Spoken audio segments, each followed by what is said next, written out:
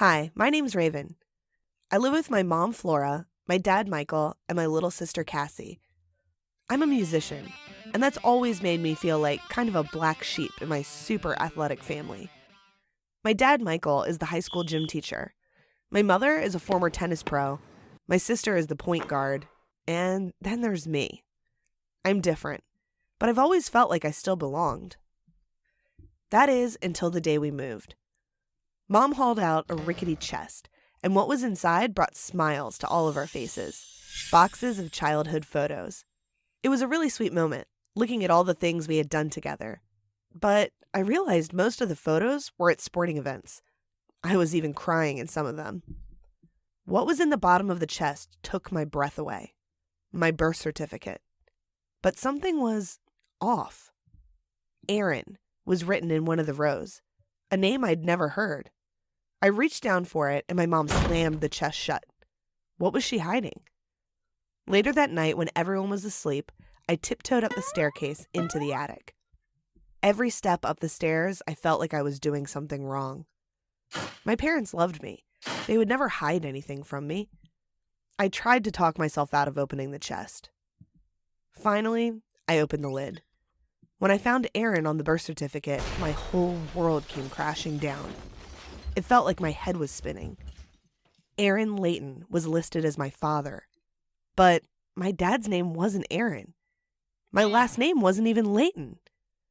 The man I thought was my father wasn't.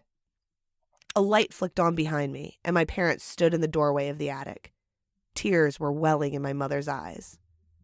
"We were going to tell you," she said. The man who raised me put his arms out to hug me, but I shoved him away. I snapped. "You're not my father. Don't touch me."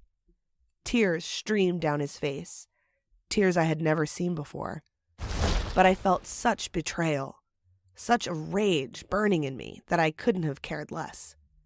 It's no wonder I'm not like you guys. I'm not even his. My mom tried to tell me I was no different than Cassie, that I was their daughter regardless of my blood, but I couldn't bear to listen. If they had lied about my dad, what else were they prepared to lie about? I blew past them and slammed the door to my bedroom, locking it. I pulled up my laptop and typed a name into social media. Aaron Layton.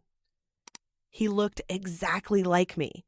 And best of all, he was a musician like me. His photos showed him rocking out on guitar, fearless and confident. It was no wonder I felt like a black sheep. I wasn't like this family. I was like him. Like my real dad. He had a post talking about a show he had in town the next night. The idea of finally meeting him is what lulled me to sleep. The next day, I couldn't look at my mom, or my dad, when I came down later for lunch. Had my mom cheated on my dad with my biological father? Did they know about each other? I begged silently that Aaron would answer the questions, because the idea of talking to anyone else about it made me sick. I slammed the door without saying a word and hurried onto a bus to go downtown for the show. I daydreamed the entire way about meeting my dad. Had he missed me? Would he look at me and just know? Did my mom even tell him about me? I nestled into the crowd at a grimy venue, waiting for him to take the stage. Finally, he stepped out, just like I imagined. He was a rock god on stage. He even had the same mannerisms I did. I felt myself buzzing as I watched him play the full set. We could be a father-daughter band. He could teach me all the things my parents couldn't. When the set ended, I hovered by the edge of the stage. He finally made eye contact with me, and I didn't know what to do. I fumbled for my birth certificate in my pocket and handed it to him, shaking. He gave a sad smile at the birth certificate, then at me. "I knew this day would come, Raven," he said, but his voice was disappointed. Wasn't he excited to see me? Aaron led me to sit down. He started to tell me the truth, but it felt like he was far away. "Your mother and I dated in high school. I wasn't a good match for her, but we were crazy about each other. She got pregnant with you and..." His voice trailed off here. Was it regret in his eyes? Embarrassment? I ran off. I didn't want to be a father, Raven, and I still don't. That's when Michael stepped in. He was there when you were born, you know. I felt my whole new reality slip away. Aaron, my real dad, he didn't want me. I tried to talk him into raising me. I tried to tell him about my music. But he just took my hand and shook his head. You're not Michael's daughter by blood, but you are his daughter where it really counts.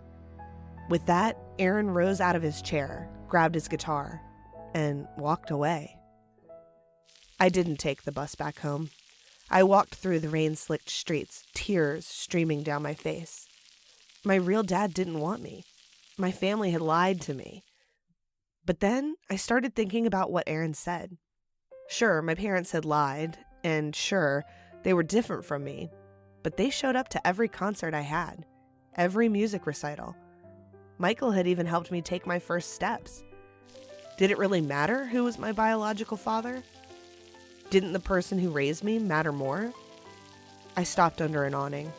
My wet hair stuck to my face, my feet were soaked, and suddenly I felt terrible about everything I had said to my parents. A familiar car pulled up behind me. Michael sprinted from behind the wheel with my mom close behind. I was so worried about you, Michael said. You've always been my daughter. You'll always be my daughter, no matter what. I let myself cry and let my parents embrace me. I'm sorry, Dad, I said. My parents apologized for lying, and they didn't have any excuses. They admitted it was wrong, and they should have told me, but I forgive them. And I can only hope they've forgiven me for the things I said too. No matter how we're related, the people around me who love me are my family. My dad may not be my biological father, but he's always loved me. He's always been there, and he'll always be there. Isn't that what family is?